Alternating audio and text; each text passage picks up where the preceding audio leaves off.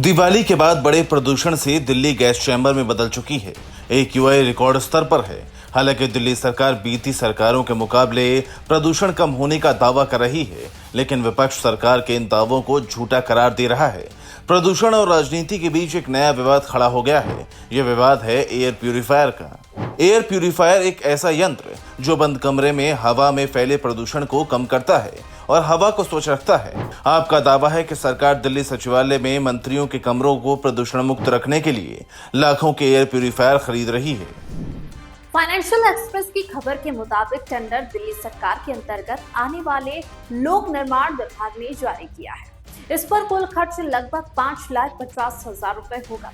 कुल 15 प्यूरिफायर खरीदे जाएंगे, यानी हर प्यूरिफायर की कीमत लगभग 36,000 रुपए है।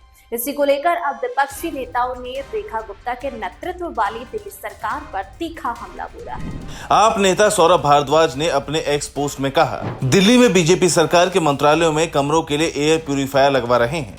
#BJP exposed on pollution. इसके साथ ही आप नेता ने ऑर्डर की कॉपी भी जारी की है, जिसमें 36,345 रुपए की लागत से कुल 15 प्यूरिफायर खरीदने का जिक्र है। कुल 5,45,175 रुपए के एयर प्यूरिफायर खरीदे जाने हैं। केंद्रीय प्रदूषण नियंत्रण बोर्ड के अनुसार राष्ट्रीय राजधानी में AQI 23 अक्टूबर की सुबह 10 बजे 323 दर्ज किया गया, यानी दिल्ली में लगातार चौथे दिन भी वायु बहुत खराब श्रेणी में रही, जिसे लेकर विपक्ष लगातार सरकार को घेर रहा है। जहां ये बात गौर करने वाली है कि दिल्ली सरकार की मांग पर सुप्रीम कोर्ट ने राष्ट्रीय राजधानी में ग्रीन पटाखे फोड़ने की अनुमति दी थी।